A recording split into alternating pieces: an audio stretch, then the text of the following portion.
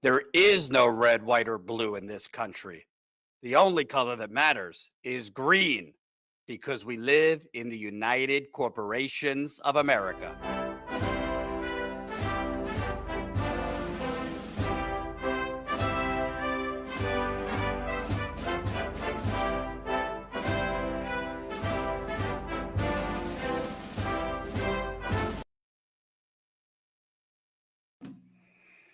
Greetings, salutations. The only color that matters is green, like Ashley's fake green screen behind her.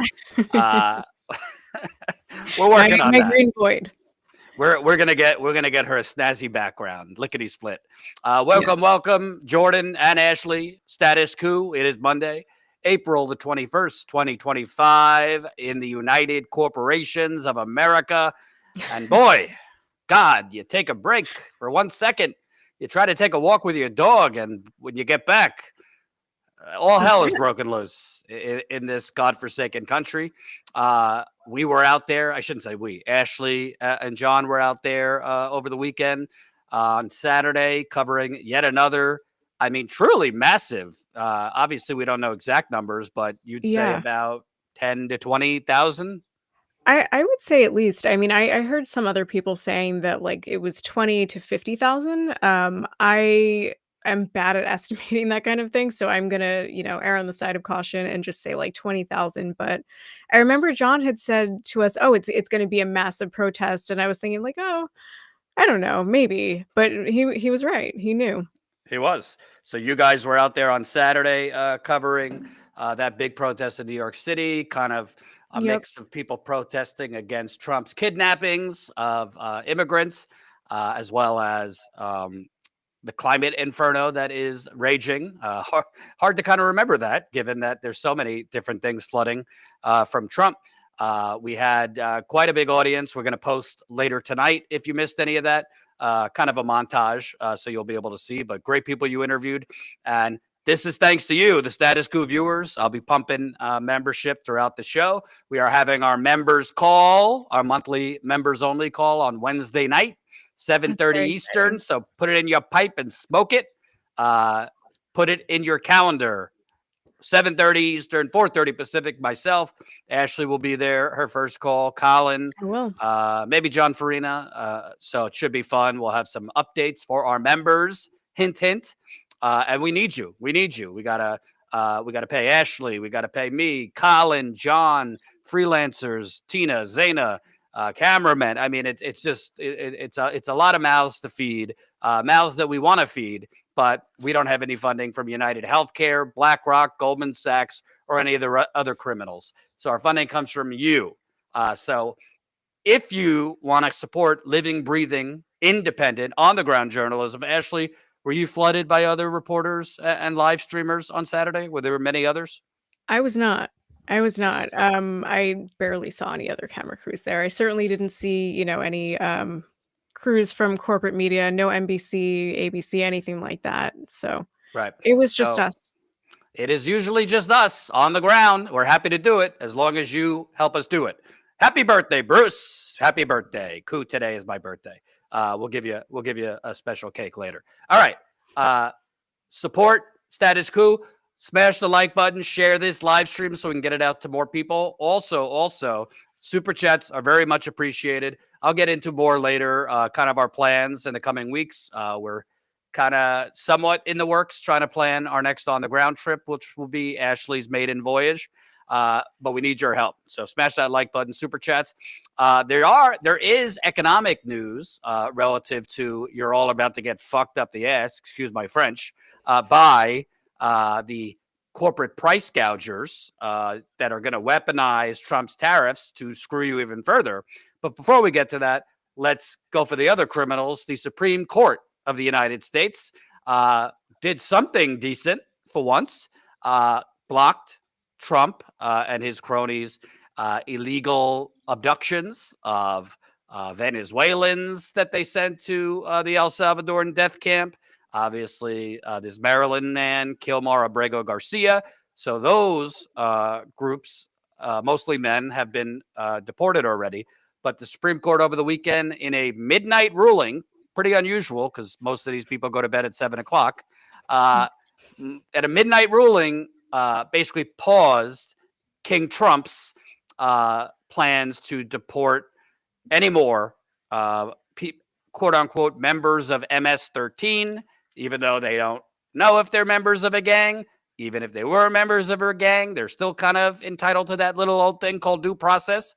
Let's read you, if you don't know, Supreme Court's pre-dawn order halts deportation flights for now. Constitutional scholars caution that the justice's brief order doesn't address major underlying questions. Go figure. The fate of dozens of detainees in Texas remained in limbo Saturday after an extraordinary middle-of-the-night emergency action by the Supreme Court temporarily barred their removal by the Trump administration. The court did not explain its reasoning in its unsigned emergency order issued around 1 a.m. Excuse me, I said midnight, 1 a.m. But directed the Trump administration, quote, not to remove any member of the putative class of detainees from the U.S. until further action by the court. Two conservative justices, of course, Clarence Thomas and Samuel Alito, dissented. Experts said the high court appeared to be taking an aggressive step by intervening in the high-profile issue at this stage. Ashley, before we, send the Supreme Court flowers, let's just point out for a second. That these folks have done nothing. That Trump defied its first order. Remember, the Supreme Court came out in a 9-0 ruling saying you have to facilitate. Why they used that term? Maybe they needed to soften the language to get, Clarence Thomas and Alito on board, but basically said you have to try and get this guy back, Abrego Garcia. And the next day, Trump, Stephen Miller, and the rest of the Carnival crew lied about the court's decision, said that they ruled 9-0 in favor of Trump. This is what dictators do, by the way. They just up is down, the sky is green, and they just reinvent truth and disregarded it. They've done nothing to try and facilitate his return. So they've defied the Supreme Court. I know if anyone else defied the Supreme Court, they'd be in the U.S. gulag. But here, nothing's been done. Also, Justice James Boasberg, a district court, he held the Trump administration in contempt, yet no one has been put behind bars, which if regular, average Joe and Jane are held in contempt, you're locked up while you're held in contempt. So I don't want to give the Supreme Court too much flowers for temporarily pausing this because they've allowed Trump to defy it elsewhere. Yeah, I mean, for sure, it's a good thing. I'm glad that this is happening. I'm glad that there's a pause, however many months into this. This has been happening for a month and a half now. I mean, we saw the beginning of the deportations at, this level in the beginning of March, I think. Mm-hmm. So it's very late into this process to be taking some kind of stand, I think. And again, it's good, but like you, I don't feel like they're deserving of some kind of accolade for this, for doing the right thing, and upholding some semblance of the law so that the Trump administration can then continue to ignore them, I guess. Right. And I just want to point out, at this channel, we say the only color that matters is green. We're not red. We're not blue. They're all corrupt. But I just want to point out, when Obama said during a State of the Union, I believe it was, he made a comment that was kind of like poking at the Supreme Court. Holy shit, Fox News and the right-wing sphere and MAGA lost their fucking lunch. They went nuclear on Obama for simply disrespecting the Supreme Court. Trump is literally blowing off the Supreme Court. Crickets. I mean, there's been like one or two Republicans that kind of sort of went on the Sunday shows and, said, oh, no, this is wrong, and actually spoke up. But most of them are silent as a mouse. And if it was, can you imagine if Biden or Obama did this? They wouldn't be calling for impeachment. They wouldn't be calling for impeachment. They'd be calling for the death penalty on these presidents for defying our constitutional order, for, disregarding checks and balances. That's why, unfortunately, politics, if you're new to politics, if you're new to status quo, I'm sorry to tell you, I don't want to say don't believe in anything because I don't want to be like a nihilist, but it's all theater. None of these people actually believe anything, truly believe anything. They believe in power because the very things that they would be hair on fire for if it was a Democrat, they are silence of the lambs if it's their dear cult leader, which means they don't have any integrity. They don't have any intellectual consistency. And we are all, worse off for it because, as I've said in other videos, as we'll talk about in a minute, you think this is going to stop at brown people? You think this is going to stop at undocumented immigrants? I mean, Trump was caught on a hot mic with Pinochet over there, the El Salvadorian president, saying next, is our homegrowns. We need you to build some more prisons in El Salvador, which I'm sure he's happy to do. They're getting paid $6 million to keep these people in horrible torture-like prisons where they're eating shit. I mean, El Salvador is making out like bandits. They're making money off of this.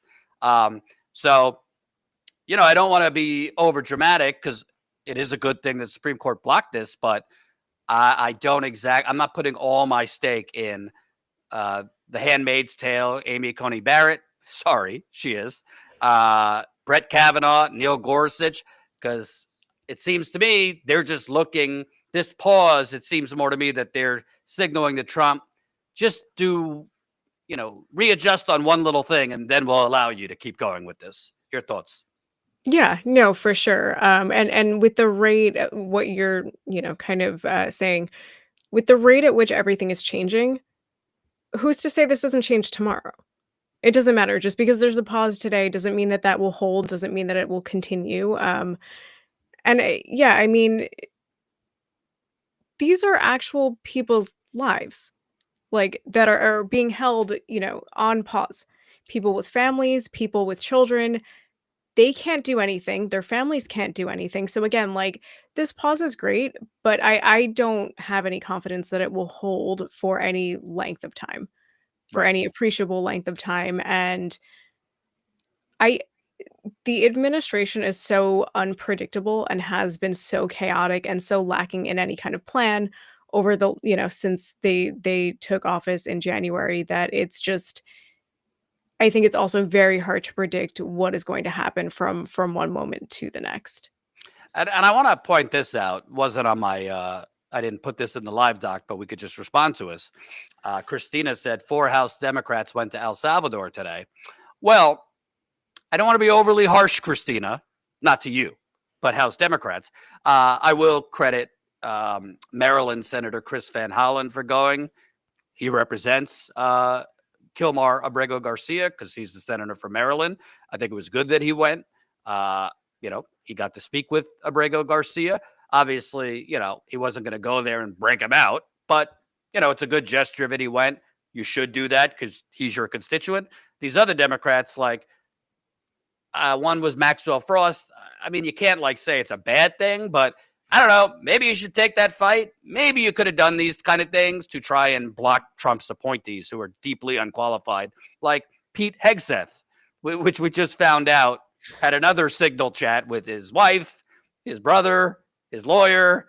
Next you'll find out he has separate signal chats with the gardener about war plans. I mean, I don't really know what these other House Democrats going to El Salvador is accomplishing other than raising their profile. These House Dems could be organizing to not stop Democrats from voting. Just don't show up to vote because a lot of the things they're doing are illegal. So by you continuing to vote, by you continuing to do the normal Senate and House practices, you're normalizing the abnormal because DOGE itself, from what I could tell, according to experts, is not necessarily legal anyway, because they're slashing government services and positions that have already been appropriated by Congress. So I don't know. I mean, I'm not gonna rake them over the coals for going, but it seems to me they could be doing other things that are more useful. Yeah, I 100% agree. I saw that earlier today and thought to myself, like, you're going now. You're going now after Senator Van Hollen has already done it. He already went. He already met with him. It already happened. They saw that, he it went well for him. It raised his profile, all of that. So then they followed suit. Like they had permission to go and actually do a thing because somebody else already did it.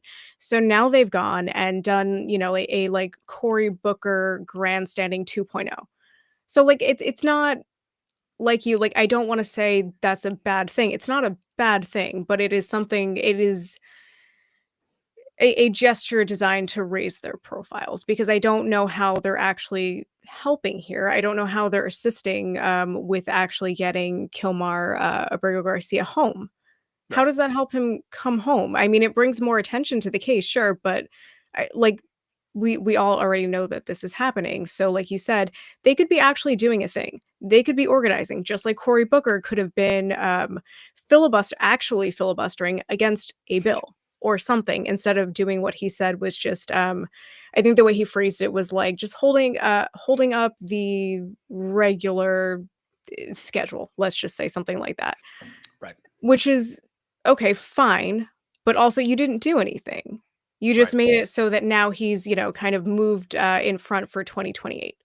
And Yes. I maybe I'm really cynical, but I can only assume that, these other 4 Democrats saw that and went, "Oh, that could help me too."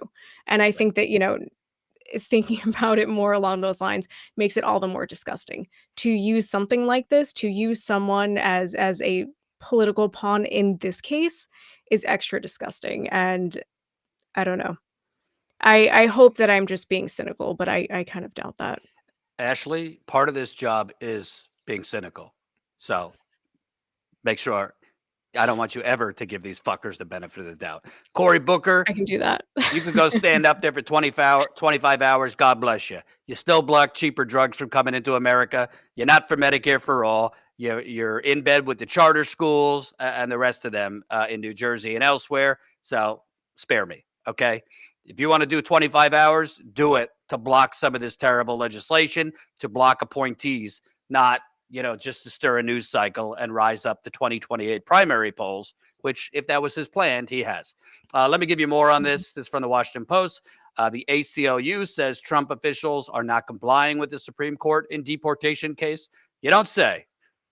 The ACLU asked the Supreme Court to rule on whether the Trump administration can lawfully invoke the Alien Enemies Act for deportations. Hint, hint, they can't, because the Alien Enemies Act is at a time of war. And I don't recall war being declared here. Not that that matters in America, because presidents, basically since 9/11, have been declaring war without congressional authority. Anyway, ACLU asked the Supreme Court on Monday to broaden its extraordinary weekend order that temporarily blocked the Trump administration from using a wartime power to deport dozens of alleged gang members detained in Texas. Lawyers for the Venezuelan migrants say the Trump administration is not complying with an earlier Supreme Court directive to provide detainees with a real opportunity to challenge their planned deportations to a notorious mega prison in El Salvador.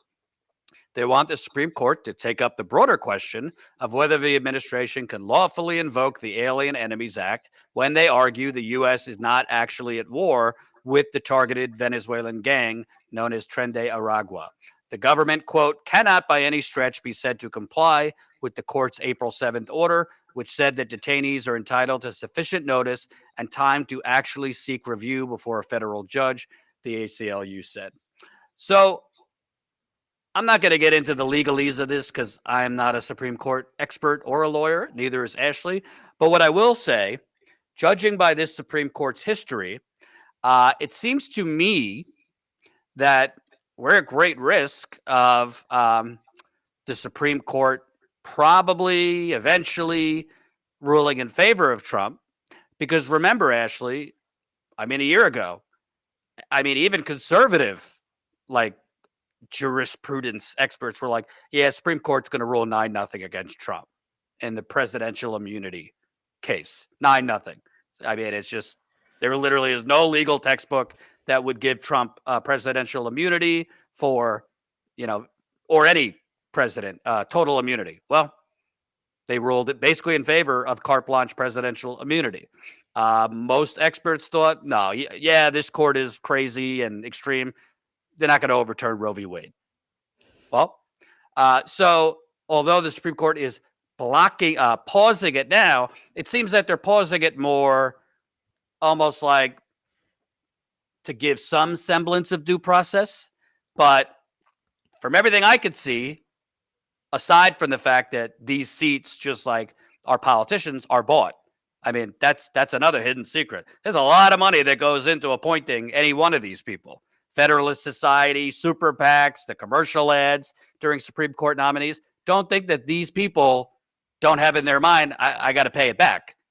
Quid pro quo.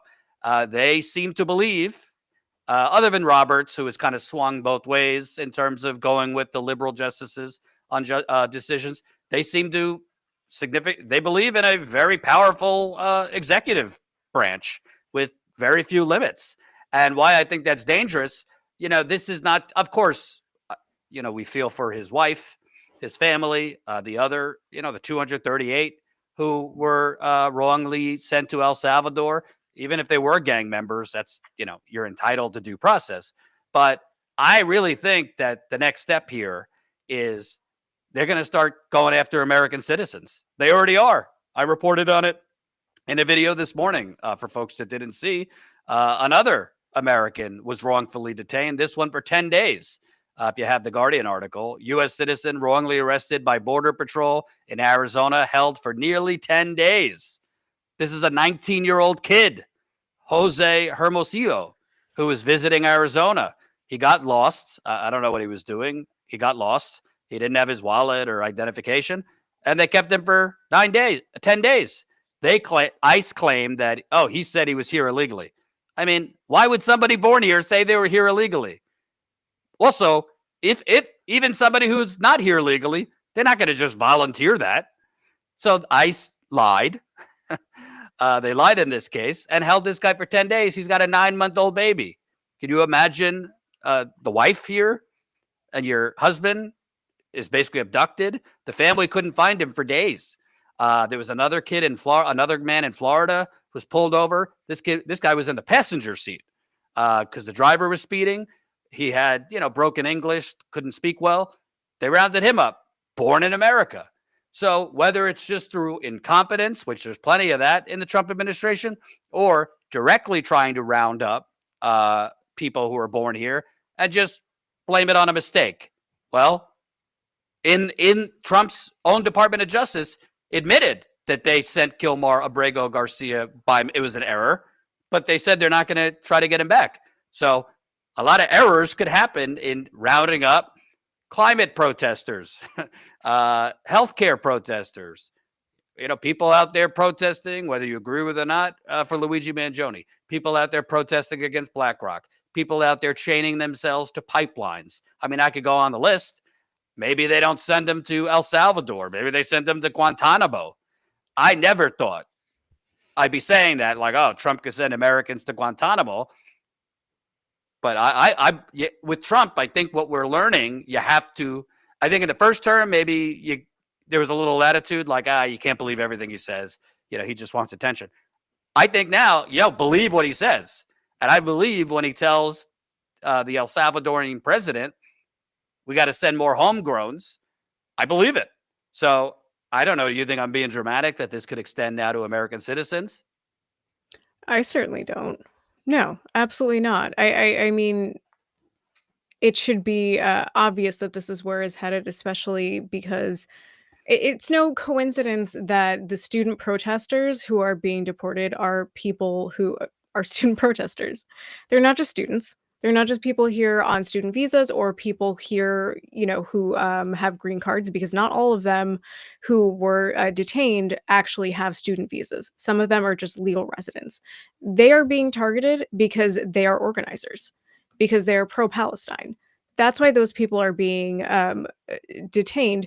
So, of course, if they can find a way to disappear people who are making trouble, they're going to do it. And like you said, if people get wrapped up in, it's an administrative error and oops, you're gone, and oops, we can't do anything about it, they don't care.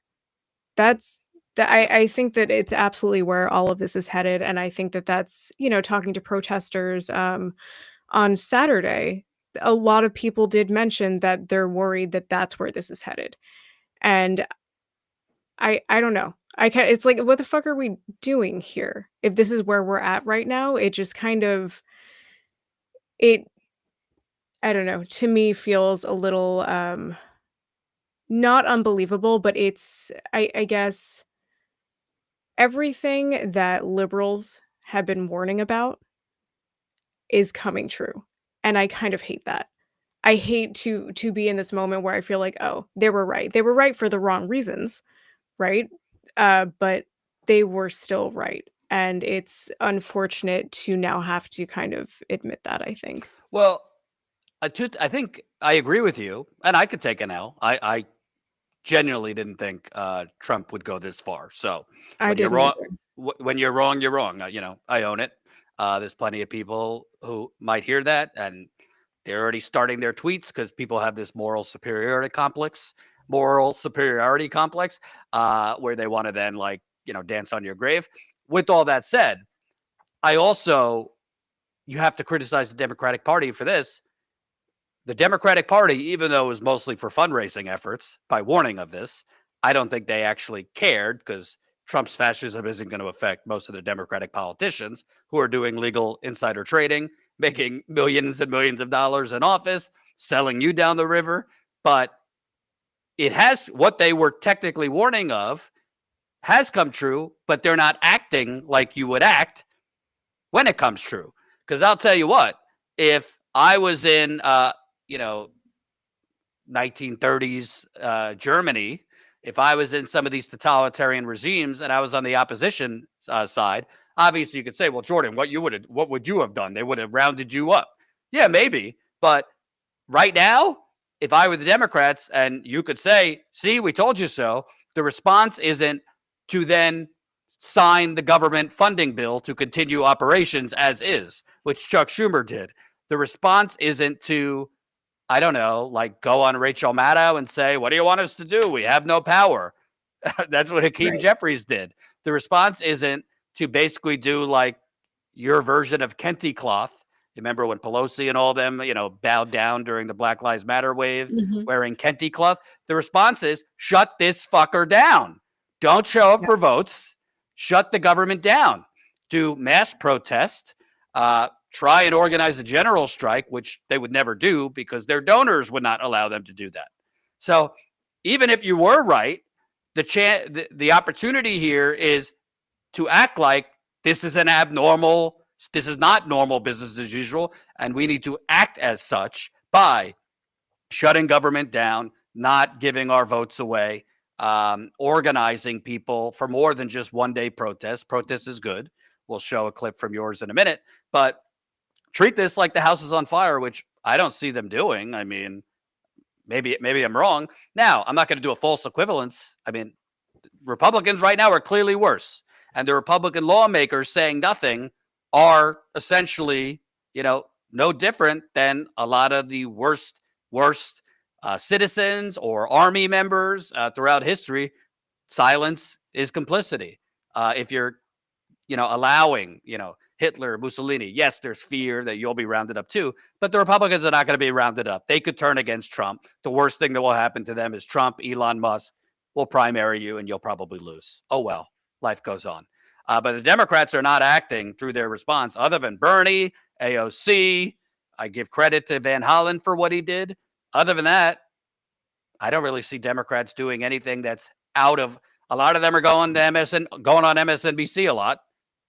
That's no different than what they always do. So your final thoughts before we move on.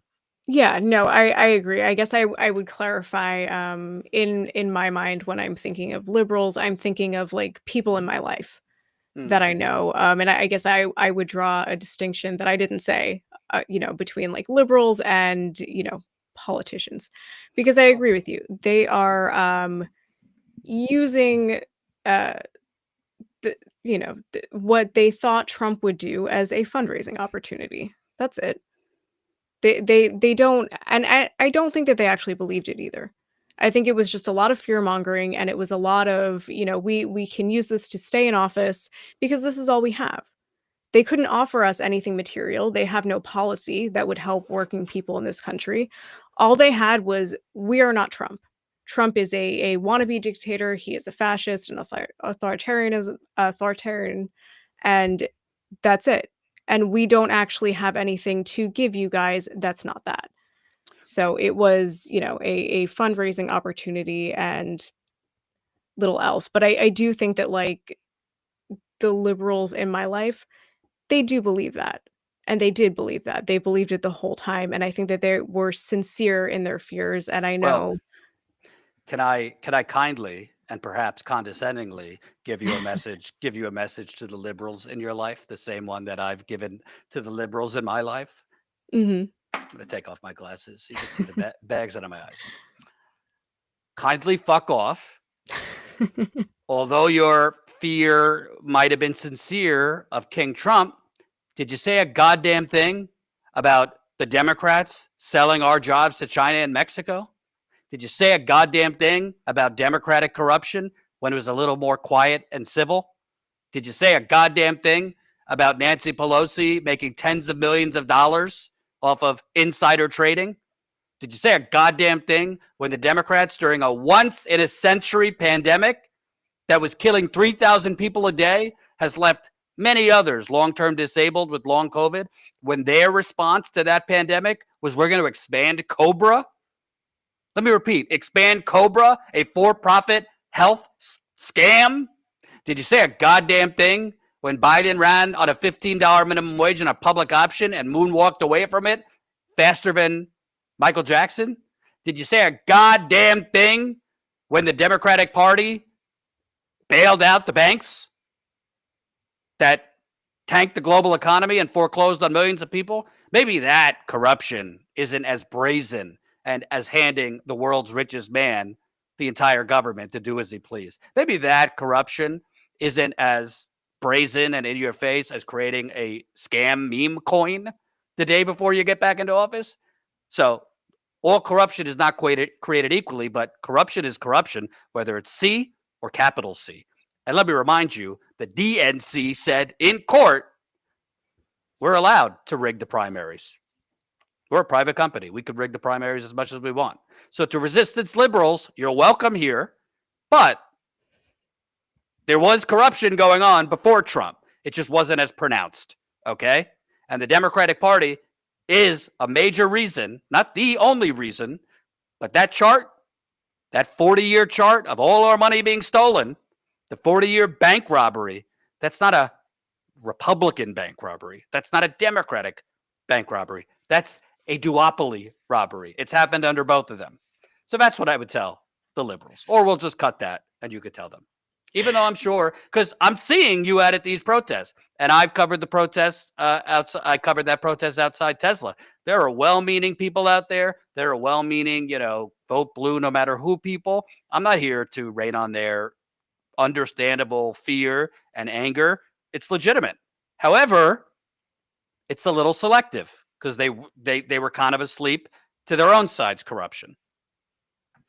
Absolutely. Yeah, the liberals in my life know that I feel similarly. I guess, yeah, I to your last point, I don't like people that I talk to at a protest. I don't want to be there, like, chastising people or telling people that I think that they're wrong because, like you said, I think that they mean well. But also, I mean, the view, if the idea here is to return to the status quo, that's not going to help because the status quo is what got Trump elected to begin with. I mean, you're right. This has been a bipartisan effort to get us to this point. This hasn't been just Republicans. It's not just Democrats either, but it's like they are an equal party to all of this whole mess. And if they had done something to, stem the flow of fascism, authoritarianism into this country before right now, before, it already happened, we wouldn't be here. We wouldn't have Trump. We wouldn't be having this conversation. We could be talking about something more useful instead of Right. talking about this. And so I don't know. I don't disagree with any of that. Absolutely. Before we move on to our next topic, we got 360 people watching. Smash that like button, share this live stream so we can get it out to more people. The more people that press like, the more people that will see this. Also, very important. I'll have further announcements down the road, but I will be stepping away for a few more weeks. I can't tell you why. Ashley knows why. Colin knows why. But I have a, let's call it a special project I'm going to be working on. So while I'm away, the show must go on. I'm not going to war. Like, it's not going to be for months, just a little while. But while I'm away, the show must go on. And Ashley, we're currently talking about sending her on the road to kind of put a face to everything we're talking about, specifically the government workers being laid off, services that are being cut. A lot of these DOGE cuts are affecting cities and states, youth programs, disability offices, you name it. So Ashley's currently working on that, kind of, looking around to try and find things we could do on the road because we want to get out there. We don't want to just sit in the studio like the rest of our sandbox bloviating. So please, while I'm gone, also, we're going to have Ashley hosting. Ron Placone is going to be hosting. Zaina is going to be filling in. So I got to pay people. Please, if you're not yet a paying member, support Status Coup. Let's show some of Ashley's clips over the weekend so you can see exactly what you're supporting. This very nice man was just saying that he found the march because of our coverage, which is very fun. So what else brought you out here besides this coverage?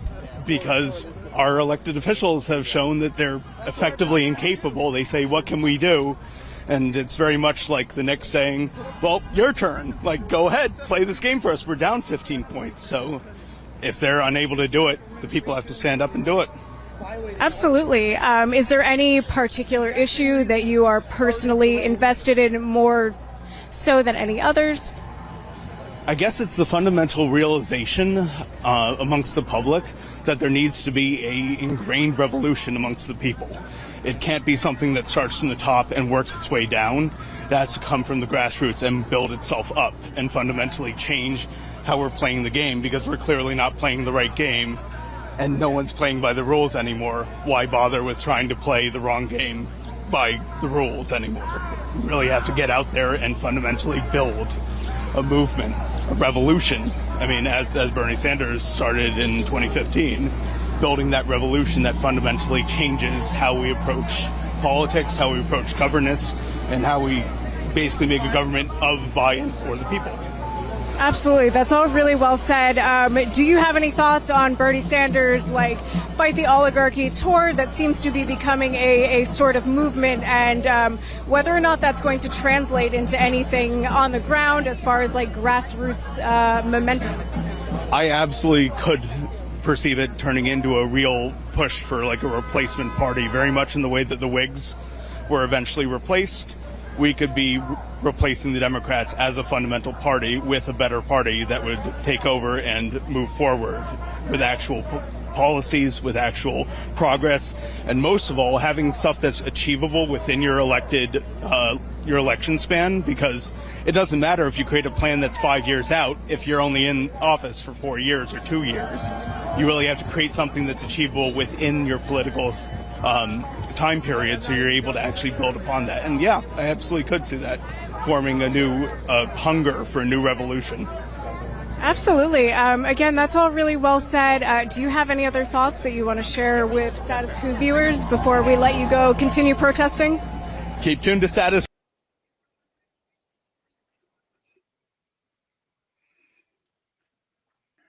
Fantastic. And that was just one. We're going to be posting later tonight a montage of sorts, because I think you were live for 2.5, 3 hours. So we'll if you guys didn't see the live stream, we're going to post later tonight a montage. I think you probably interviewed 15, 20 people. As we said, CNN wasn't there, MSNBC wasn't there, Fox News wasn't there, the Young Turks wasn't there, no other independent outlets were there. It costs money, folks. Got to feed Ashley, got to feed John. People got bills to pay. So please, if you want to support living, breathing, independent journalism on the ground, we are the only outlet still covering actually, we're probably the only outlet that covered it in the first place. The Gaza genocide protest. John Farina's been out there for nearly 2 damn years covering these ongoing protests. Obviously, the environmental coverage we do, it costs money. So as we're trying to expand, we really need your help. So all I'm asking for, 16 cents a day. That's what $5 a month is. StatusCoup.com/join. Ashley, you will become better at begging like I have become. We'd rather beg you than the oligarchy. So please, please support us. By the way, my fucking neck is killing me just watching you hold up the mic like that. I'm going to talk to John. We got to get you the Moses stick. I'm ready to have it passed on. The way Yeah. Colin was talking about it made it seem like it was like a ceremonious thing. So I'm excited. Yeah, people don't realize, like, at Standing Rock, besides the whole like working 18 hours a day and falling on ice several times, holding up a microphone for like 20 minutes straight, it really it messes with your shoulder, your neck, etc. So people are like, Jordan, why you have this long stick? I'm like, what the fuck is it to you? It helps. Thank you very much. Welcome, new Status Coup member. Just got inspired to sign up. Josephine just signed up. Thank you, Josephine. Also, through our website, Christopher signed up. Thank you. If you came to the show late, we're doing our monthly members call Wednesday night, 7:30 Eastern, 4:30 Pacific. So if you're a new member, we do a monthly call. It's through something like Zoom, not exactly Zoom, but similar. So it's video, but if you don't want to be on camera, you could mute your video and just listen. If you don't want to ask a question on camera, you could ask it in the chat. So we usually go an hour, hour and a half, 2 hours when I'm feeling frisky. And it's a lot of fun. We give a little behind the scenes information to our members that isn't public yet. And you'll be able to talk to me, Ashley, and it'll be a lot of fun. So sign up. And if you sign up before Wednesday, you'll get the link. If you are a Status Coup member through our website, through our website or Patreon, you'll get an email with the link. If you're a Status Coup member through YouTube, you'll get it in the community tab, I believe. All right. David just signed up. Thank you. Let's keep it going, baby. Keep it going. All right. I know that there's a lot of incredibly important things, but we have to focus on the proletariat being screwed as usual. So obviously with Trump's tariffs, which the market is still kind of tanking as we speak, now it's tanking because Trump is in a war with the Federal Reserve Chair, Jerome Powell. I don't really measure the economy by the market per se, because the market in large part is about wealthy people, but retirees, 401ks is in the market, a lot of union pensions, what's left of union pensions in the market. So there are barometers for the working class in the stock market. But really interesting piece out by The Lever over the weekend, I think it was, about how a lot of corporations, shocking, are going to use tariffs to just price gouge. I'll read the tweet first. A hidden class of consultants are helping companies use tariffs as a pretext to impose lasting price hikes, as they did during inflation, referring to kind of the worst of inflation in 2021, 2022. These very practices were under scrutiny by the Federal Trade Commission before the Trump administration ended the probe, giving companies a green light to price gouge. Oh, lovely. Won't read the whole thing, but I'll give you a little bit. Good work here by The Lever. How Trump is helping price gougers exploit his tariffs. Emboldened by the new administration's regulatory reprieve, quote, price optimization consultants. You got to love that term. Consultants are showing corporations how to weaponize import levies to fleece consumers.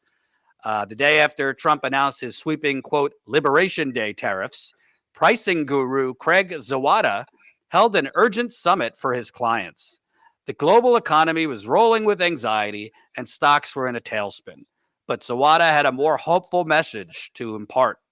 For the businesses deploying his company's, quote, smart pricing software, this was a rare opportunity. Quote, there's perhaps more of a window to make changes to your pricing than there has been before. Consumers, he explained, were bracing themselves for tariff sticker shock. Quote, customers expect change. Now, he said, is the time to take advantage. Zawada works for Pros Holdings, a company that provides software services helping companies price their products, tailored in particular to airlines. He's part of a cottage industry of, quote, pricing optimization consultants who, using lessons learned from pandemic price increases, are advising companies across industries on how to hike prices in response to Trump's tariffs or even just the threat of tariffs, and then keep them high. Republican Federal Trade Commission Chair Andrew Ferguson, he replaced Lena Khan, who was fantastic. Credit the few things I'll credit Biden on.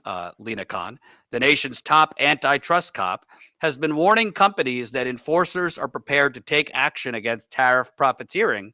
Yet he has effectively given the consultant class a, quote, green light, as one former Federal Trade Commission official told the Lever, by rolling back an inquiry scrutinizing their practices. So let me just break this down for the layman. Like in the COVID-related inflation, you had companies that actually had, their costs increased by the supply chain shortages, et cetera, and then they passed down, those enhanced costs to consumers, and then they went further. So they started just gouging the hell out of all of us, not proportionate to their increases on their end. They were just getting greedy. And then there were companies that really weren't that affected by the supply chain crisis, but said, fuck it. We're just going to raise prices because everyone else is raising prices and we can make extra money. So it seems that companies are using this smart pricing services, which sounds really gross and dystopian to me, to basically just rip you off. So there are legitimate reasons, like a small business, for example, who gets their products or parts of their products from other places, would have to increase their prices. But you're also going to have companies that don't rely heavily on other countries. They're just going to rip you off because, as the article said, consumers psychological are just expecting it, and no consumer is going to go to the market and start doing research to see, oh, is this company actually, being affected by tariffs? So it's just another scam. We, on the progressive end, were arguing, no, the majority of inflation is actually, in the beginning, it was a supply chain during the worst of COVID, but then it just became good old-fashioned greed. But because in America, our cops on the beat, in this case, the FTC, have no teeth. There's no criminal penalty for illegally price gouging people, which hurts working families because you have to start making decisions between, is it the groceries or the electricity this month? Is it the medicine or the groceries? You have to start rationing certain things. So there are real life consequences other than just, oh, it sucks that prices are going up. So to me, I don't think this is if. I think it's when, and I think you're going to start seeing prices go up significantly for a long time. And by the way, even though inflation has gone down a little bit in terms of the gas prices, when you have serious inflation like we did during the worst of COVID and the intervening years, those prices never come back fully down to where they were before. So how much more can we take as the proletariat? We haven't had a federal minimum wage increase since 2009. That's 16 years ago. How much more can people who are already working two jobs? We have more people working freelance, gig jobs. How much more price increases can people take if their wages are not rising to meet those price increases before there's more homelessness, before there's more couch surfing, which is still homelessness? Your thoughts? I mean, I don't know. I don't know, how do people actually absorb this at this point? And again, it's, to yes, and what you just said, we're already starting off from a spot that is so much worse than where we started off for COVID.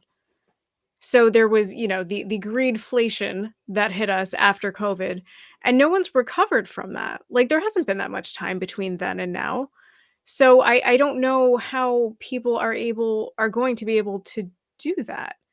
I just I don't understand it. I like the idea. I don't know that this is how this went down, but the idea that there's, a bunch of consultants just sitting in a big room, like I'm imagining like some kind of very like bright, very corporate atmosphere, while the rest of us are, worried about, oh, how are the tariffs going to affect us? How am I going to absorb these price increases? How am I going to feed my kids? How am I going to get my medication? How am I going to do XYZ? There's a group of those people sitting in a room. How can we exploit this? How can we make money off of everybody else's just abject misery? And it's not just like you said, like during the pandemic, there were some actual, like, real material things happening. There were supply chain issues, all of that, prices increased because of that, because of all of the, mangling of the supply chains that they've done over the last 40, 50 years. So there was something there, and of course, they took advantage of that and made, an issue that, was real and exacerbated it, took advantage of it. But now, I mean, it's just so unmoored from what's actually happening on the ground, and we are the only ones that are actually going to suffer the consequences of that. Don't use too big words with me. It hurts my head. Unmoored. No, I'm just kidding. I will also say. Um, Actually, let's play this clip first because I don't often credit her, but Elizabeth Warren, I think this was a few years ago, she had a doozy where she pointed out to the Federal Reserve Chair, Jerome Powell, uh, hey, is there any like restraints on corporate America from screwing the American people? Because there used to be, like a long time ago, actual restraints from companies doing this. But now if you propose that, oh, you want price fixing, price controls, you communist. No, we just don't want like unfettered fucking capitalism to just screw working class people to the point where they're already kind of facing that eviction cliff to just throw them over. But Elizabeth Warren made the point that, companies can just kind of price gouge because they can. And Jerome Powell was forced to acknowledge that. Let's play that. Well, it's very much not what we're seeing right now. Today, nearly 2 out of 3 of the biggest publicly traded corporations in the country are reporting fatter profit margins than they reported before the pandemic, which doesn't sound like they're just passing along costs. So let me ask you, does that increase in profit margins combined with greater market concentration in industry after industry suggest to you that some corporations may be passing along increased costs and at the same time charging more on top of that to fatten their profit margins? That could be right. It could also just be, though, that demand is incredibly strong, and that they're raising prices because they can. Well, that's the point. They're raising prices because they can, and they're not being competed down. Market concentration has allowed giant corporations to hide behind claims of increased cost to fatten their profit margins. So the consumer pays more, both because the corporation faces higher costs and because, as you put it, because the corporation can increase prices.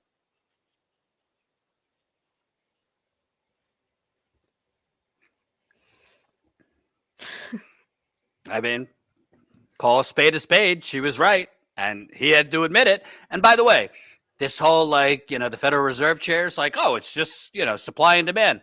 Well, I don't remember the last time there was low demand for like fucking food. That's something that there's always demand for. So people always are going to need groceries unless, something changes and we don't need food and water anymore. So like, essentially what he's saying there is like, yeah, there's no controls on companies in America and we could just kind of move that line forever and ever.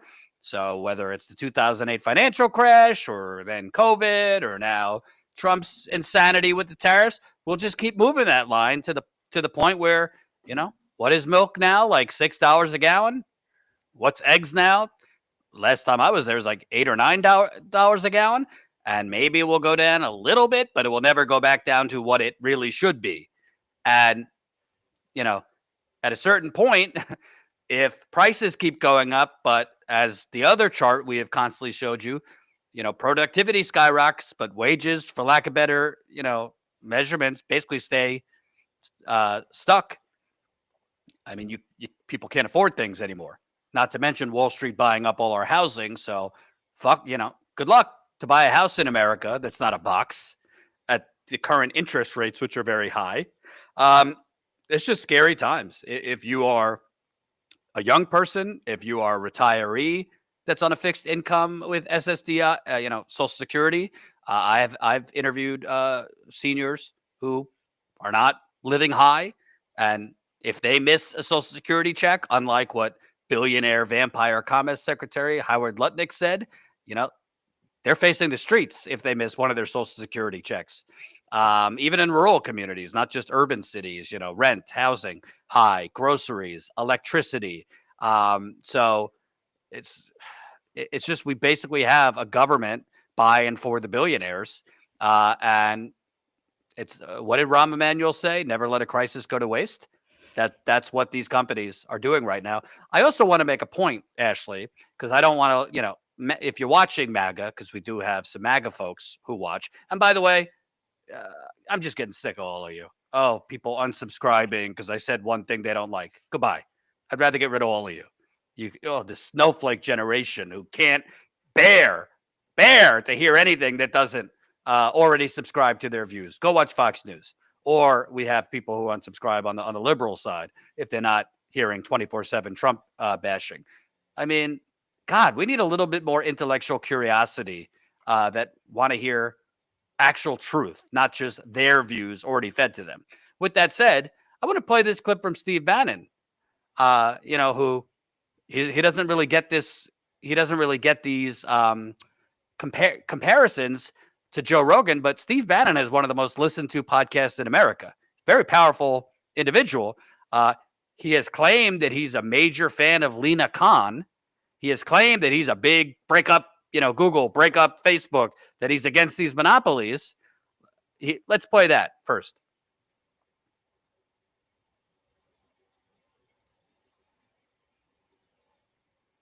Somebody's got to ask a question. Yo, Andreessen, we made a deal with you guys. Elon, we made a deal with you guys. We made you oligarchs. We made you the richest people in the fucking history of the earth. We stopped any antitrust. This is what pisses me off the most. No antitrust, not breaking these companies up and allowing entrepreneurs to get in there. Right. And because Mark Andreessen doesn't believe in the entrepreneurial system in the country, the apartheid state of Silicon Valley thinks we don't need our greatest resource, which are the American citizens. They'd rather import basically indentured servants to work at third less and have an apartheid state. And then as soon as they can replace them with digital serfs, number one, I would be a huge supporter of Lena Khan remaining, and I would love to see Lena Khan given more power. And I think we ought to go and break up Silicon Valley because obviously in their scale, they haven't performed very well. Let's be brutally frank.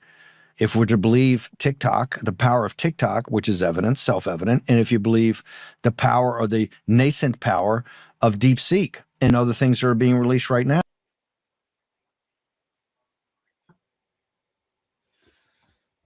So I played that Steve Bannon clip. Well, where is Mr. Bannon? Your number one Trump cheerleader. Where is Mr. Bannon that his FTC chair is apparently giving the green light, as the Lever reported, for companies to do this? If you're such a big anti-monopoly crusader, if you were cheering for Lena Khan, which would put me and you on the same side, why are you saying nothing about the Federal Trade Commission, the Trump administration, essentially giving the green light to companies to price gouge the hell out of us? Seems a little inconsistent with what Mr. Bannon claims. Yeah, for sure. Shockingly, he is nowhere to be found, and that seems just like a perennial trait of Republicans. They are for working people. They are, for breaking up the, big corporations, whatever. They're anti-monopoly. They're this and that. And then when it comes time to actually do something about it, just like the Democrats, they're not there. They're not there because they're making bank from all of this. And it doesn't matter. It doesn't matter if, it's Steve Bannon or whoever else talking about this. They're full of shit. They're full of shit. And they have one, party that they have any kind of allegiance to. It's not us. It's themselves. And it doesn't matter if it's the Democrats, Republicans, meaningless. Absolutely. Let's give you a little more details on just in addition to the price hikes, more layoffs, more layoffs. Ashley in the last week or so has been reporting on layoffs that have happened as a result of Trump's tariffs. Now you have more auto layoffs, layoffs coming at Mack, Volvo truck plants in Pennsylvania, Maryland. Hundreds of workers will be laid off at 2 truck plants in Pennsylvania and Maryland as company officials say orders are down amid market uncertainty. Volvo North America confirmed that 250 to 350 people will be laid off from the Mack truck plants in Gouging near Allentown, along with 50 to 100 people from the Volvo Mack powertrain plants in Hagerstown, Maryland. Volvo owns Mack Truck and Hagerstown plant manufacture engines, transmissions, and drivetrains for both brands. And I think this is just the beginning, honestly, of a lot of these layoffs. I think you're going to see a lot more layoffs, unfortunately, coming, not just in auto, but probably in other industries in the next few weeks because the Trump tariffs, even though he paused it, I think companies are just, they don't know what to expect. And as a result, I'm not going to use the CNBC talking point of, they can't invest. They can't make investment decisions. I mean, these companies don't invest in their workers anyway.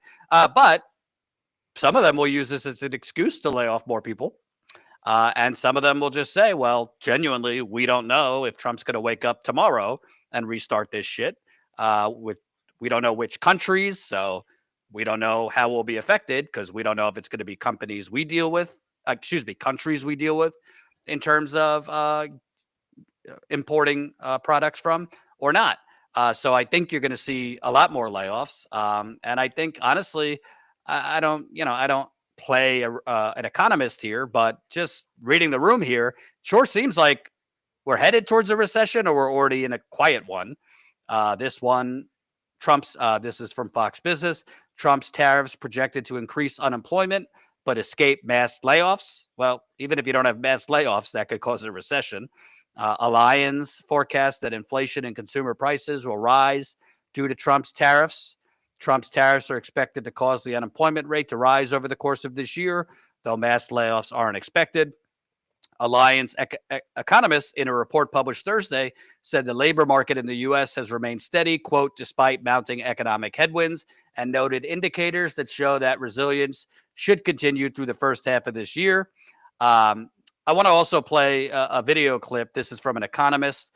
Colin, if you have that one, it's And they've taken that hand and made it worse.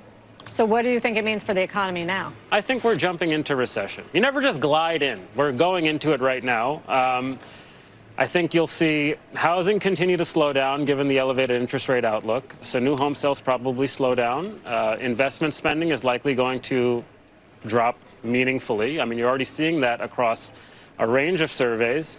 And I think employment will be the next thing that moderates. Job finding rates have collapsed. Quits rates are collapsing. I mean, this is it's not a good situation. So I don't like playing this sort of ridiculous game about 50% chance over the next 12 months. I mean, we're in it. Mm-hmm. We're in it.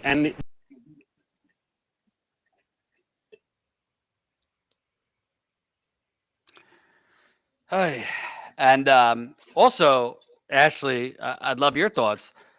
You don't need mass layoffs for there to be a fucking economic catastrophe because companies could just move you from 35, 40 hours down to 20 or so. So you lose benefits, you lose whatever perks you have. Some people can't afford to even lose 2 to 3 hours. They're on a fixed income. So companies could cut your hours. Companies could hire more seasonal workers, more holiday workers. Amazon is notorious for seasonal workers. The auto industry, we know, hires temporary workers. So it doesn't need to be just mass layoffs. No, definitely not. And I think that that's right. And I think that, as you said earlier, a lot of companies are probably going to use this as an excuse. It's an excuse to cut their workforce so that they can, as we reported on, start, filling all of their factories with robots and hiring AI workers. And Steve Bannon commented on this too. I think that that's probably where we're headed. If you can use this as an excuse to, get people out the door now and then say, "Oh, it was the tariffs. We didn't know. We didn't know what we could expect. We didn't know, like you said, if we can invest in anything. We didn't know how many people we can actually afford to retain in the changing economy." They're going to do that. They don't care that that's like actual people whose lives are just completely upended at that point. It doesn't matter to them. So I think that this is going to be an excuse, and also, like you're saying, it doesn't have to be mass layoffs. It can be a reduction in hours. It can be, well, we're not going to hire, we're not going to convert these workers who are temps. Maybe we had plans to convert temps into full-time workers. Well, we're not going to do that now. So you're a temp, and now you're stuck at, 2 to 3 days a week when you were expecting to be moved up to 40 hours a week, a full work week. It can be anything like that. It will cause changes to people's benefits potentially if a company can use this as an excuse to reduce anything, they're going to do that. So I think that we're just going to see more of it. And again, it doesn't have to be mass layoffs, though there are mass layoffs that go on constantly. I think it's, been in front of the news right now because we've had all of these layoffs for government jobs, but private sector workers are constantly subject to mass layoffs. So this is just going to continue if it can be used as an excuse or weaponized as an excuse.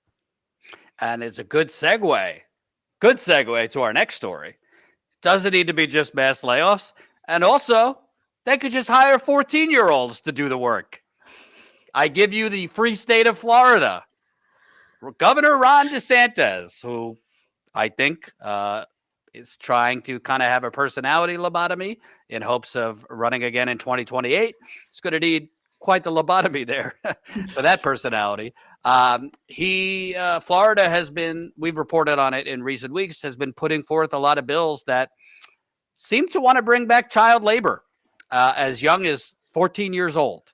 Let me show you this thread from More Perfect Union. Florida Republicans and Governor DeSantis are preparing the most sweeping set of anti-worker bills in the country, rolling back labor protections for kids as young as 14, and even classifying older workers as interns or apprentices. Granny, welcome to your internship.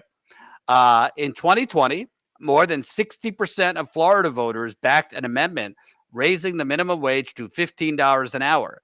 But now, in an anti-democratic move, legislators could get around the will of the people. One senator asked bill sponsor Jonathan Martin in March how the bill would stop companies like major Florida grocery store Publix from exploiting the law to pay workers less. Martin said of the impacted workers, they could just quit. I think we have that clip, if we could play it, Colin. Davis. You mentioned, I think it was grocery store employee, actually bag boy. Let's take that let's go there. Publix is a perfect prime example. Instead of Publix hiring our young students out of school, getting their parents to sign the waiver, they now identify them as, or they now present them with this option of opting out, and we call them interns or apprentices in that fashion. How do we stop companies from exploiting this particular idea? Senator Martin. Thank you. The employee can quit. Senator Davis. Did you say the employee would just quit?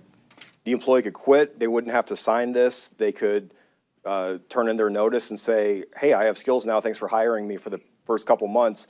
Now I have something on my resume. I'm going to go make a little bit more money somewhere else.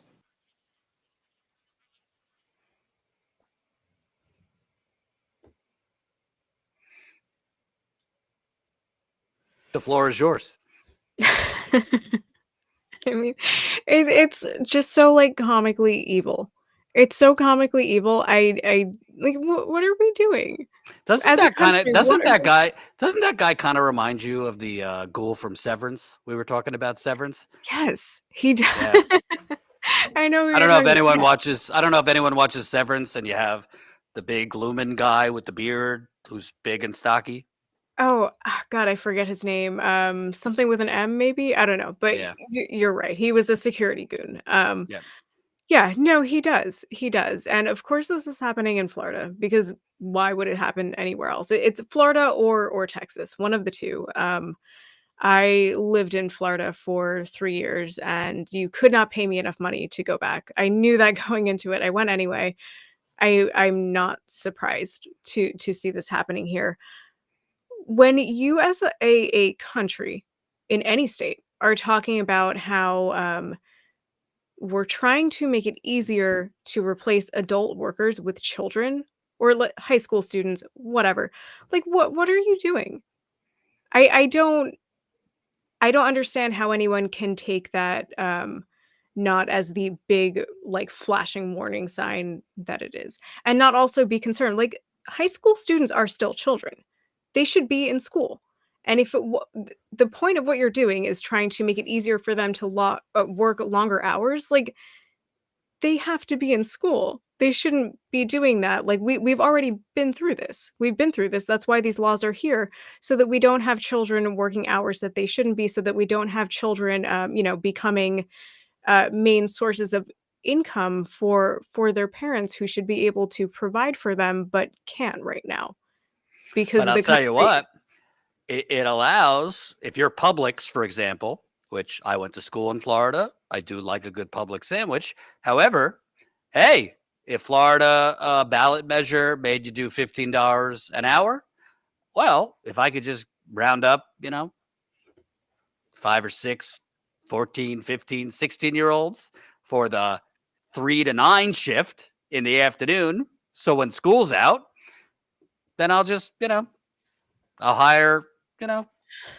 a skeleton crew during the day. I'll pay them $15 minimum wage, but I won't give them enough hours so that they could live and, have a house or pay rent because I'll just bring in the kiddies. Right? So, and I don't think they're paying the kids $15 an hour is my strong guess.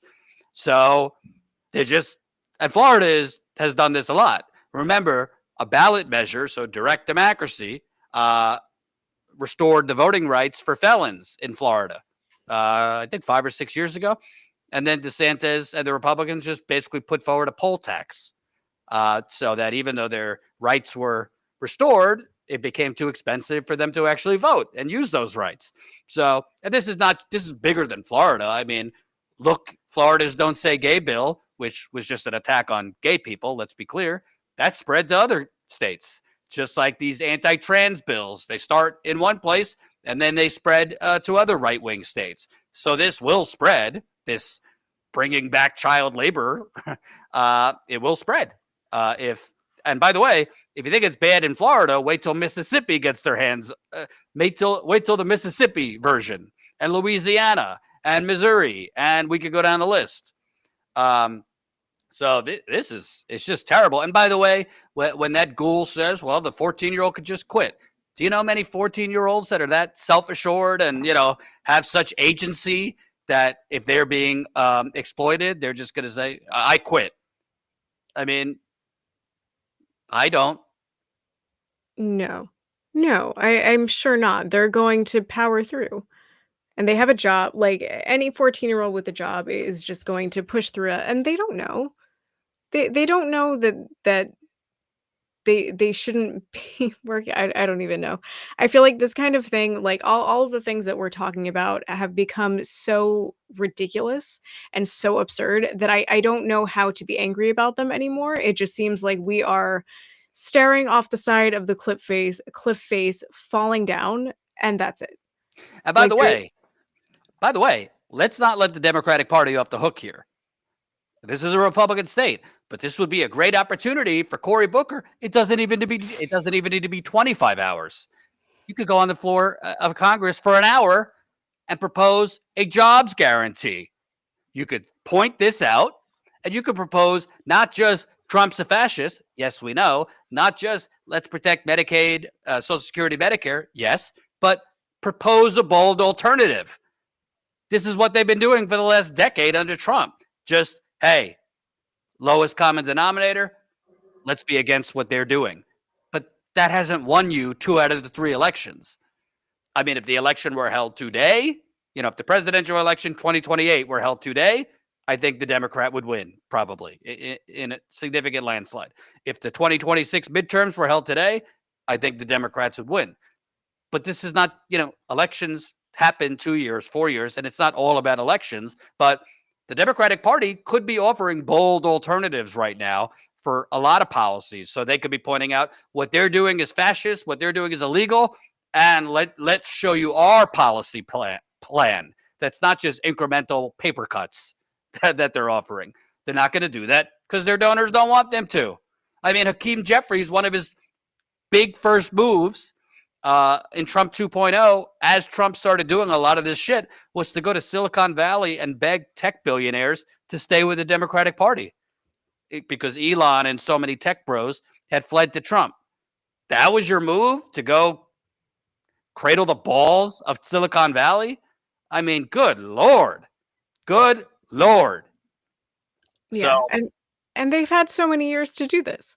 They've been telling us about how, Trump is a fascist for how many years now? And what did they do during that time? They used it, again, like we said earlier, as a fundraising opportunity. They didn't do anything. They didn't make any plans. There's no policy plan, which is why when they talked about him being a fascist, it didn't work. And talking about, democracy dies in darkness, all this bullshit, it doesn't matter because it was just words. It was just words so disconnected from any kind of actual offering, and people were tired of it. Nobody wanted to absolutely. hear about it. I don't know. And just to toot my own horn here, great hire, Jordan. She seems exceptionally authentic and passionate. Thank you, Ashley. We've been Oh, getting a lot of thank good you. comments. A lot of good comments here. And by the way, I'm let me glad to just hear that. say, not that I need to speak on behalf of Ashley, but I'll say it myself. Unfortunately, sexism exists in America. I can't police it as much as I'd like to. But to the bros or anybody in comments who have said things about her cursing or this and that, do you say anything when I curse? They don't. They don't because I looked. I Yes. wanted to be sure, and I looked, and they have not said anything. So I can Yes. only assume what you just said, that people are being sexist. If So, you want to keep Ashley, say it with me. You ready? Fuck off. fuck off. No, I need That you is to. the Status No, Coup official message. No. Louder. Fuck off. Fuck off. Thank you. My Okay. neighbors will hear. They will be pleased. Well, tell them to fuck off too. Okay? Because I don't have tolerance. I don't care what parts we have. We are going to curse if we want to. My father has been begging me for years to stop it. He says, Jordan, you're really limiting your possibilities. I'm like, Dad, I'm not trying to get on Fox News. I'm not trying to get on CNN. Okay? So we're not going to curse, just for a shtick. But if we feel passionately and need to drop an F-bomb, that's what we'll do. And if you don't like it, take Yeah. a hike.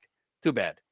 Too bad. I think that we are being very judicious with our cursing. I don't think that we've just been throwing anything out. I think it's deserved and it's fair. Exactly. And I'm glad that we've addressed this because I looked at the comments and I thought that is fucking stupid. I can curse as I like, and if I try to hold it in, it will just be worse. So Yeah. Nah, plenty of just terrible people on the internet. Don't worry about it. I try not to. All right. Let's land the plane here because I got to go. My kid is running a stampede upstairs and I got to go take her and the dog for a walk. Okay. So again, we're currently working on getting Ashley on the ground for an extended trip. We're going to have our monthly members call Wednesday night. So if you are not yet a paying Status Coup member, listen, straight up, real talk. We are not funded by the oligarchs purchasing Democrats and Republicans. We're not funded by Trump, like a scam coin like Trump. We're not funded by United Healthcare, Goldman Sachs, BlackRock, Vanguard, Lockheed Martin, Norfolk Southern. We are funded by you, the people. And, to bring on Ashley, we had grown over the last 6 months significantly. We grew about 240,000 subscribers in 7 months. And with that YouTube growth, we got almost 1,000 new paid members. So that's what finally put us over the edge to hire a full-time reporter because you got to, obviously pay a salary, healthcare, the whole nine. But we want to keep her and we want to expand. We very badly need a producer. We need editing help because Colin is working around the clock. I need to pay for things too. We also need to pay Tina when she does work for us, Zaina, Ron, and we are not, we unfortunately I know gold is high, but we don't sell gold ads like some other channels, which probably would be we'd be making bank if we started hawking gold, but we have standards. So please, if you are not yet a member, we are not just talking out of our behinds, okay? We are walking the walk. Ashley's been out there for several protests, and she just started. Obviously, you've seen what I've done around the country for the last few years. John Farina, God bless him, has been out there. We want to be on the ground to show you the reality, not just of Trump's America, but of the United Corporations of America. The America didn't go down the toilet bowl just because of Trump. It's already been draining down that toilet bowl. So we want to be out there, but we need your help. Please sign up. StatusCoup.com/join. We had a fourth topic, but I have to go, so I'll cover that another day. Let me read some super chats. Donald, member for 16 months. Status Cool, 16 months of appreciating on-the-ground journalism. Thank you, Donald. Miriam, $4.99. Doesn't matter what the court orders if they do not issue any consequence for it. They do not follow through with the order. Thank you. Like, they held the Trump administration in contempt, but nobody's behind bars. Then what is a contempt order? You think if they hold a black or brown teen in contempt, or a young person in contempt, or a poor person in contempt, you're just allowed to leave the jail? No, you're put in jail during that contempt. There has been no penalty to any of these court hearings. Just like we have this ridiculous policy that a sitting president can't be indicted. Why? Then the president is above the law. It's just crazy. AG, $5. What are your thoughts on the filibuster speech? I think we have one more real progressive from his voting record and sponsored legislation. Well, if you want our thoughts, go watch. I think it was your first video you did. It was, yeah. On Cory Booker's filibuster speech. I'm sorry to tell you, AG, neither of us are that impressed. I do give him credit for the stamina. 25 hours is a lot, but I don't care what you say for 25 hours. I care what your record is for 25 years. And his record is that of a corporate hack. Sorry. Can't agree with you. Go watch Ashley's video. It's on the under the videos tab, probably 2-3 weeks ago. Arlene, $10. Dem said nothing when Clinton outsourced industrial jobs out of the country. It continued under every Dem president since. None of them tried to turn things around. F the liberals. I agree. And by the way, I don't disagree completely with Trump's what he and his trade people are saying. I don't completely disagree with the sentiment behind it to build in America. The problem is you can't do that overnight. You're talking about globalized supply chains that have taken decades to build. So just doing like a diarrhea tariff, sorry for the TMI, but a tariff by diarrhea and this across the board tariff with no strategic plan, no jobs program attached to it, no like industrial plan. It's a disaster. There's no coherence behind it. And of course, countries are not going to just buckle to your whim. And by the way, it doesn't even matter if you had tariffs on all these countries if there's no penalty on companies that continue out. There's no actual penalty on corporations in America that offshore jobs. None. Actually, companies that offshore jobs like Apple, Amazon, I mean, all the auto cars, they get tax subsidies. They get free money from the government for bringing jobs here.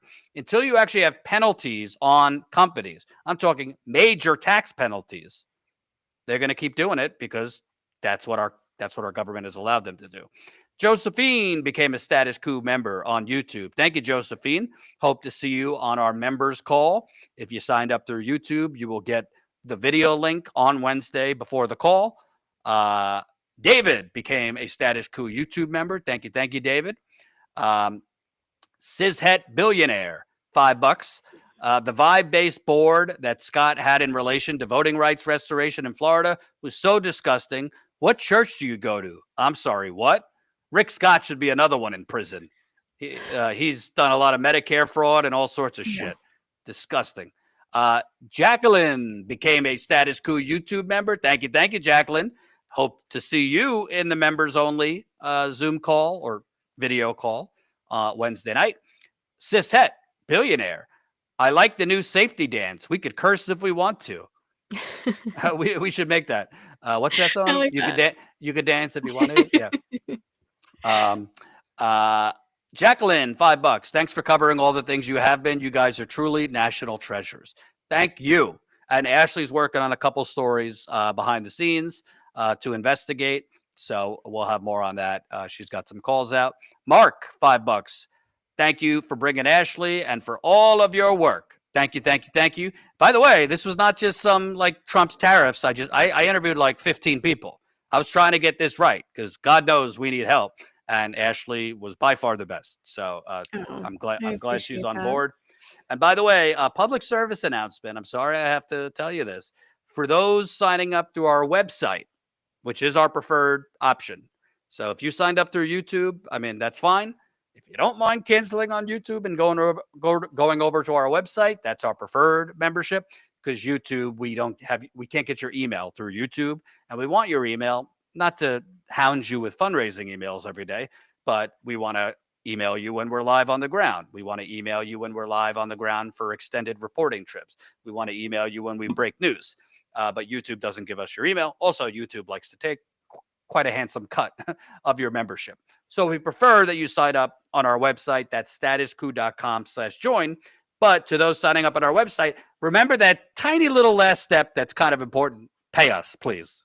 I got a long list of people who signed up, but then didn't do the final stage of payment. I'm not going to send like my consigliere to make you pay. But, I got 25 tabs open at a time. I know you forget. But if you think you signed up, go, Colin, do I have that right? Like they could go back and look to see if they paid? Yes. Yeah. If you log in with whatever login you did before, there should be a big yellow notice at the top saying, hey, complete your info. If you don't see that, or if you're unsure, you can always just email info@statuscoup.com with any issues or questions. Because I got a long list here of people that tried to sign up within the last month but didn't finish payment. So every member counts. Every member. It's like that Christmas, like, what do they say? Like, for every angel gets his wing or something like that. Every time a bell rings, an angel gets its wings. There you go. Happy Easter. Happy Easter, everyone, belatedly. Every member, even $5 a month, $10 a month, we keep stacking that, stack, that stable revenue coming in. And when you have stable revenue coming in, not only could you hire the necessary people you need, you don't have to be chasing clicks on YouTube because you have stable money coming in for the important on-the-ground reporting we do. So please sign up, statuscoup.com/John. Very excited for the members call on Wednesday. Thank you, Lifetime Supply. Just super chatted, $19.99. I think you put the comment down, so I don't see it. What did they say? Oh, thank you for exceptional reporting. Thank you. Ashley's also working on a Substack on Trump's impending pharma tariffs, which I'll believe it when I see it, if he actually puts tariffs on big pharma. And we also have an interview that Ashley did with, what's his first name again? Leopold? Les Leopold.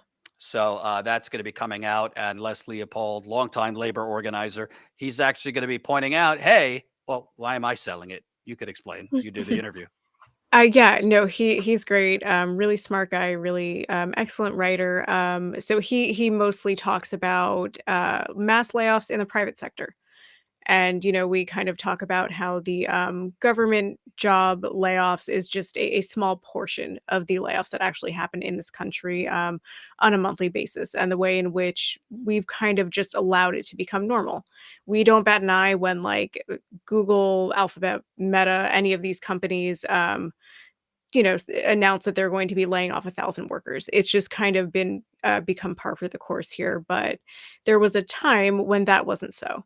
So he talks about that a lot. He talks about the history of mass layoffs kind of being used as a weapon against the working class. And And by the way, we also posted yesterday or Sunday, I forget, an interview Ashley did with Eric Blanc, another great labor organizer. He teaches labor, I think, at Rutgers University, about the NLRB, the National Labor Relations Board, which Trump is basically trying to paralyze so that workers, the few protections you actually have through the NLRB, just take that away too. So definitely check out that interview. I watched it. Very interesting. So, okay. Got to go take care of my 2.5-year-old who's screaming upstairs. Thank you, everybody. Thank you, Ashley. We'll be back at it tomorrow. Reminder, we're working on our next on the ground trip. Oh, tonight we will be posting, if you missed the live stream on Saturday, we'll be posting kind of a brief montage of it, of Ashley and John's reporting out. Again, we're talking like 20,000 people were out in the streets of New York City. So this was not some small protest.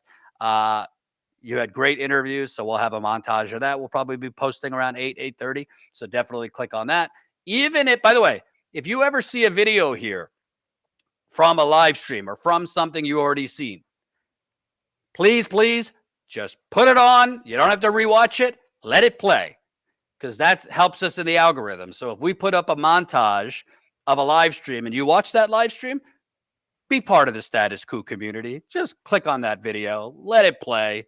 Go walk your dog, drink some tea, do whatever you got to do, because the more people that watch, obviously it helps us in the algorithm. All right. Thank you, Ashley. Thanks, everybody. We'll see you back here tomorrow.